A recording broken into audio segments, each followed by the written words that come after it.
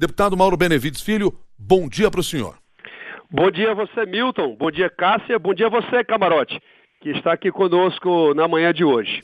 Na realidade, ainda desde a própria campanha presidencial, Milton, o PDT nós propusemos um modelo de previdência, porque já lá nós interpretávamos que era necessário uma correção na questão previdenciária, não somente do âmbito do governo federal, que apresenta um déficit no seu regime próprio da ordem de 93 bilhões de reais, como também no regime próprio de previdência dos estados brasileiros, que somados, todos eles, isso deve alcançar os números que estão rondando da ordem de 90 bilhões, a minha equipe já me produziu 94 bilhões, números de 2018.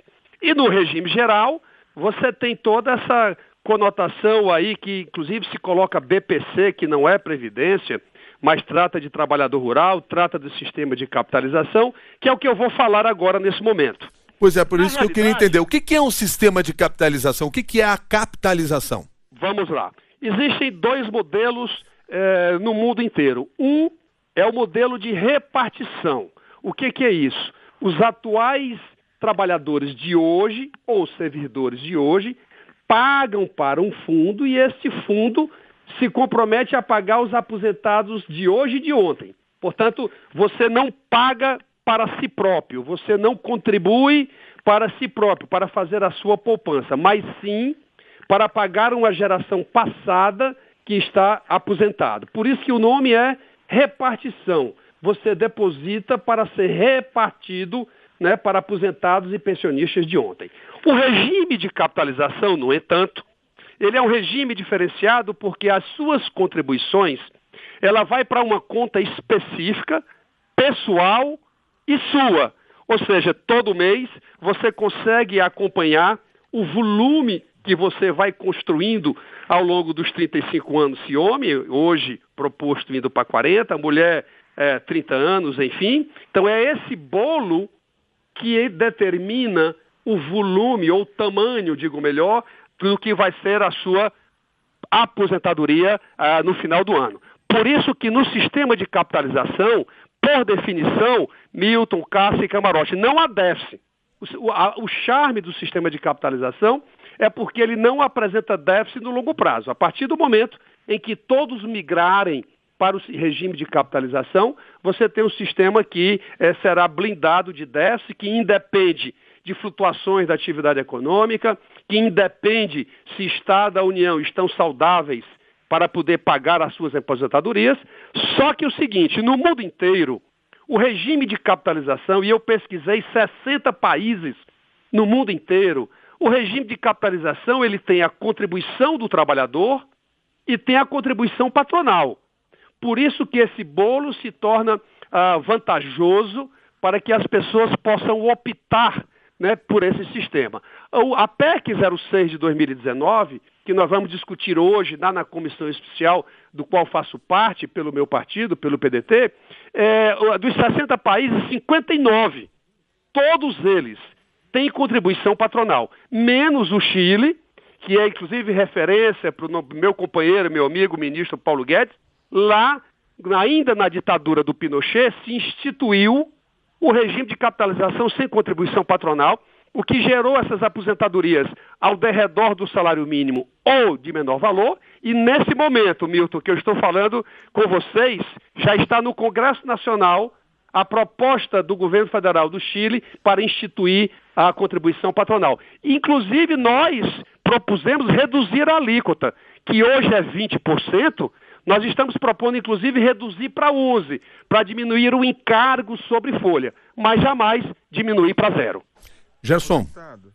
Eu queria aproveitar, deputado, o senhor já está estabelecendo uma diferença do seu regime de capitalização, da proposta que inclusive era de campanha do então candidato Ciro Gomes, para a do ministro Paulo Guedes. Eu queria saber outras diferenças desse regime de capitalização que o PDT está propondo para essa proposta que está sendo debatida pelo governo. Vamos lá, o que nós vamos propor e vamos apresentar hoje, formalmente, depois de validar, camarote, hoje na bancada, logo após a exposição do ministro Paulo Guedes, nós vamos nos reunir, eu vou apresentar com a assessoria do PDT uma proposta dos seguintes termos que eu vou adiantar aqui para você. É um sistema multipilar, ou seja, são 3 pilares. O primeiro pilar é o pilar social, que em alguns países tem, outros não têm. Aqui no Brasil você faz isso pela LOAS, ou seja, pela Organização de Assistência Social, que o ministro Paulo Guedes, o presidente Bolsonaro, está propondo de R$ 400 a partir de 60 anos. Nós vamos propor um pilar social de um salário mínimo, como tem sido praticamente boa regra para aqueles que estão na camada menos favorecida. O segundo pilar é um pilar ainda de repartição, reparametrizado, com valor menor do que o teto do INSS, que hoje é 5.800, isso deverá ser reduzido para 4.000, a gente ainda está calculando esse valor 4.200, 3.800, porque isso reduz, reparametrizado, drasticamente o déficit do regime de repartição. O valor que exceder esse piso, ou seja, 3.800, 4.000 ou o que quer que seja, aí sim, você vai para o regime de capitalização, como tem hoje no FUNPRESP, que é o modelo de previdência de capitalização que existe hoje já para os servidores federais e que nesse momento que eu estou lhe falando, 10 estados brasileiros já aprovaram suas leis para exatamente fazer um corte, criar o sistema de capitalização subsequente a este novo teto que nós estamos propondo. Isso por si só, isso já dá um rebate ao longo de 10 anos, digo melhor, de aproximadamente entre 400 e 500 bilhões. E aí isso entra a regra da nova idade, nós não somos contra alterar a idade, não somos contra aumentar o tempo de contribuição. Mas, por exemplo, esse é um exemplo clássico. Uma mulher professora do regime próprio, se faltar um dia para ela se aposentar e a reforma for publicada, ela sai de 25 para 40 anos.